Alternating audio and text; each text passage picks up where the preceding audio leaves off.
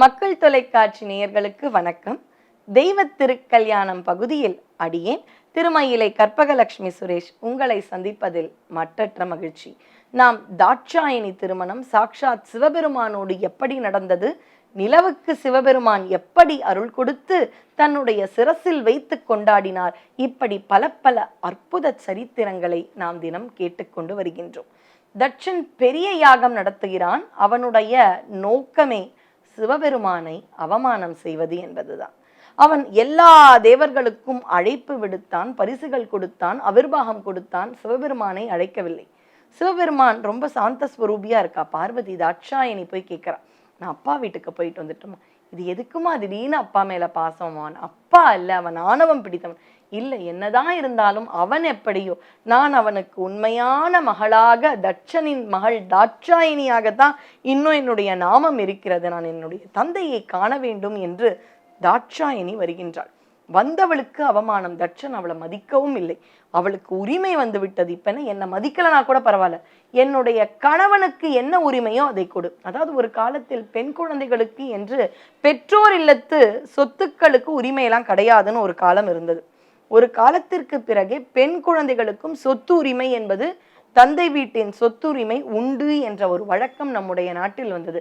அது மாதிரி தன்னுடைய தந்தை வீட்டிற்கு சென்று தன்னுடைய உரிமையை முதலில் தைரியமாக கேட்ட பெண்மணி யார் என்றால் பராசக்தி தாட்சாயணி தேவி தான். அவ போறா, நீங்க என்னை கூப்பிடுங்க, கூப்பிடல, ஆனா நான் என்னுடைய தந்தை நீ என்ற பாசத்தோடு வந்து விட்டேன். என்னுடைய எந்த யாகம் என்றாலும் சிவபெருமானுக்கு என்று அவிர்வாகம் கொடுக்க வேண்டும். அந்த அவிர்வாகத்தை கொடு, என்னுடைய கணவரின் பங்கை கொடு, நான் கிளம்பி விடுகின்றேன் அப்படின்னு அவ பேசுறா.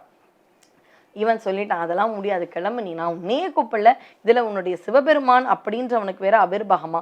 அவனுடைய, அதாவது நமக்குள்ள ஆணவம்னு வந்துருச்சுன்னா நம்ம படித்த அந்த மெத்தத்தனம் எல்லாமே, எல்லா சிறப்புகளும் நம்மை விட்டு அழிந்து விடும். அவன் கொஞ்சமாவது நினைத்திருந்தால் சிறந்த தெய்வம் யார் என்று பிரம்மதேவனிடம் கேட்டு சிவபெருமானை நோக்கி தவம் செய்தல்லவா அவனுக்கு இத்தனை பதவிகளும் இருந்தன. அத்தனையும் மறந்தான். சிவபெருமானை எதிரியாக பார்த்தான். அவர் கருணையாளர். எப்பாவது நம்ம இறைவனை மறந்து ஏதாவது செஞ்சிருப்போம். ஆனா இறைவனிடத்தில் தஞ்சம் என வந்தால் இங்க இருக்கிற நம்முடைய சொந்த பந்தங்கள் மாதிரி அன்னைக்கு என்ன திட்டனியே, அன்னைக்கு என்னை இப்படி பேசினாயே என்று கேட்கும் தன்மை இறைத்தன்மை அல்ல, தெய்வத்தன்மை என்பதே மன்னித்து ஏற்றுக்கொள்வது தானே. அப்படி கேட்டு இருக்கலாம். சிவபெருமானிடம் அவன் அப்படி கேட்கவில்லை. நான் அவிர்வாகம் தரமாட்டேன்னு சொல்லும் பொழுது அவளுக்கு கோபம் வருகிறது, அவளுக்கு அவமானம் நிகழ்கிறது. அப்ப சிவபெருமானின் முடியிலிருந்து வந்தவர் தான் வீரபத்திரன். அவரும் மகா காளியும் அந்த யாகத்தை அழித்தார்கள். அழித்தவர்கள் கோபத்தின் உச்சியில், வீரபத்திரனுடைய அந்த கோபத்தின் உச்சியினால் தக்ஷனின் தலை வெட்டப்பட்டு யாக குண்டத்தில் அவர்கள் அதை எரிகிறார்கள். அப்ப தலையில்லாமல் இருக்கின்றான். அந்த தலை முழுக்க என்ன இருந்தது? அறிவு மட்டுமா? அல்ல, ஆணவம் மிக்க தலைகணம்னு சொல்கிறாங்க இல்லையா, அப்படி அகந்தை மிக்க அந்த தலையானது விழுந்த உடனே அவனுடைய அகந்தை என்பது அழிகிறது. சிவபெருமானிடம் தஞ்சம் புகுகின்றான். தாட்சாயணியும் என்னுடைய தந்தை அல்லவா அப்படின்றது பாசம் எங்கும் விடுபடவில்லை. ஏன்? அவள் உண்மையான மகளாகத்தானே தட்சனுக்கு வாழ்ந்திருக்கின்றாள். உடனே அங்கிருந்த ஆட்டின் தலையை வைக்கிறார்கள். அதற்கப்புறம் அவன் மந்திரம் சொல்லும் பொழுதுதான் மே மே மே அப்படின்னு சொல்றது மாதிரி சில மந்திரங்கள் வரும். அது முதலில் தட்சனால் சொல்லப்பட்டது. அதனால்தான் ஆட்டின் குரலில் அவன் அந்த ஒரு பாணியில் சொல்லப்பட்டதாகவும் செவி வழி செய்திகள் உண்டு. இப்படி ஆட்டுத்தலையுடன் தட்சன் வாழ ஆரம்பித்தான். இந்த இடத்துல இது நிறைவு பெறுகிறது. பார்வதியானவள், தாட்சாயணியானவள் கைலாயம் வருகின்றாள். சிவபெருமானிடம் சொல்கிறாள், நான் தெரியாம போயிட்டேன்ல, மனைவி சில சமயம் தவறான முடிவெடுத்தால் கணவன் ஏற்றுக்கொள்ள வேண்டும். நீ ரொம்ப அறிவாளி, ஏதோ ஒரு தடவை பாசத்துக்காக தானே பண்ணிட்ட, அதனால என்ன அப்படின்னு சிவபெருமான் ஏற்றுக்கொள்கிறாள். ஆனா தாட்சாயணி சொல்கிறாள், எனக்கு இந்த பெயர் பாரமாக இருக்கிறது. என்ன? சிவனுடைய பெயரையும் அவனுடைய பேச்சையும் கேட்காமல் தட்சன் மகள் தாட்சாயணி சென்று விட்டாள் அல்லவா அப்படின்ற தட்சனுடைய ஐடென்டிஃபிகேஷன் இந்த தாட்சாயணின்ற பெயர்ல இருக்கு சுவாமி. அதனால இந்த பெயர் எனக்கு பாரமாக இருக்கிறது, இந்த பெயரே எனக்கு வேண்டாம், தாட்சாயணி என்ற பெயர் வேண்டாம். அதனால் நான் என்னையே இந்த நெருப்பிற்கு ஆகுதியாக கொடுக்க போகின்றேன் என்று சதிதேவியானவள் அந்த தீயில் மறைகிறாள்.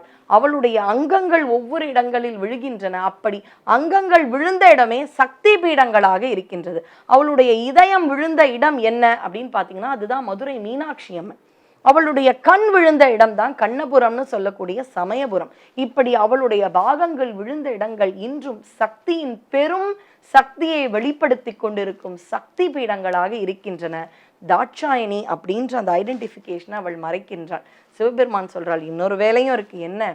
இன்னொரு ரொம்ப ரொம்ப பக்தன் ஒருவன் நீ மகளாக வர வேண்டும் அப்படின்னு கேட்டிருக்காரு. அப்படியா? யாரு அவன்? யார் தெரியுமா? பர்வதராஜன்.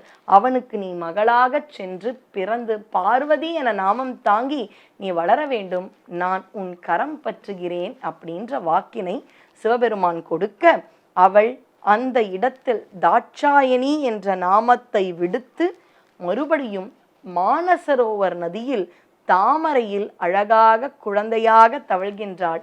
இந்த தருணத்தில் தாட்சாயணி திருமணம் நிறைவடைந்து தொடர்ந்து நாம் பார்வதியின் திருமணத்தை தினம் தினம் ரசிப்போம் என சொல்லி உங்களிடம் இருந்து விடை பெறுகின்றேன். நன்றி, வணக்கம்.